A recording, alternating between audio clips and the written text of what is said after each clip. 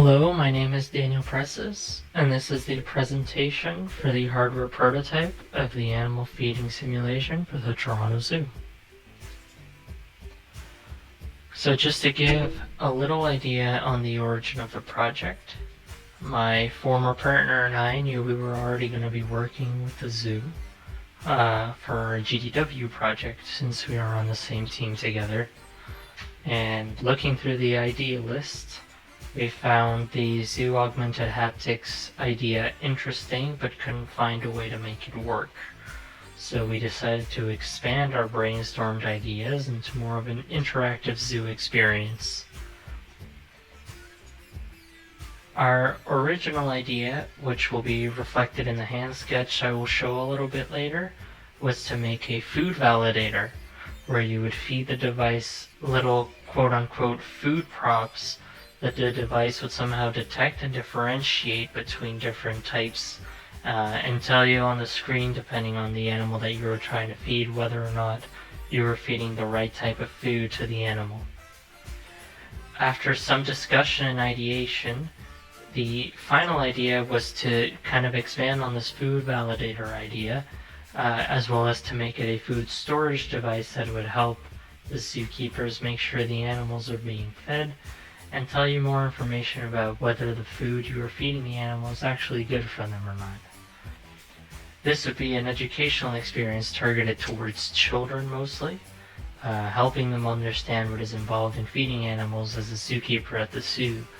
For example, what kind of foods the animals eat, how some foods are more harmful than others, and how their diet is disrupted by normal human behavior.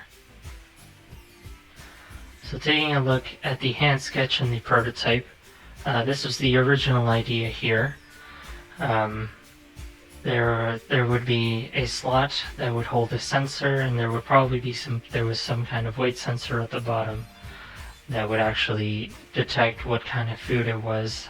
Each food originally would have different weights, and if it was okay, it would actually get stored inside the container itself. If it was bad, it would be ejected through the hole you see in the front.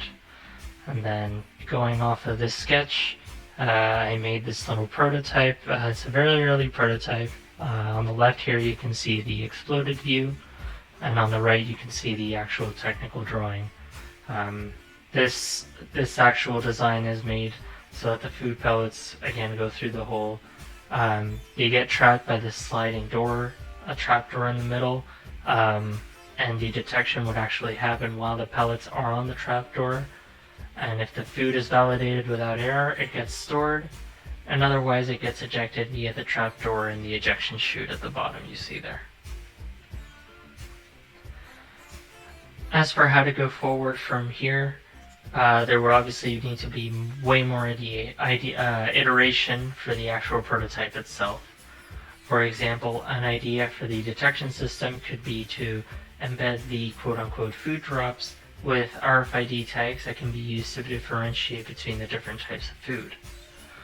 Also, we would need to have a proper functioning simulation of the actual hardware prototype, with the doors actually sliding back and forth through the use of motors and gears and such. Alright, thank you for listening to this presentation on the hardware component and animal feeding simulation for the Toronto Zoo.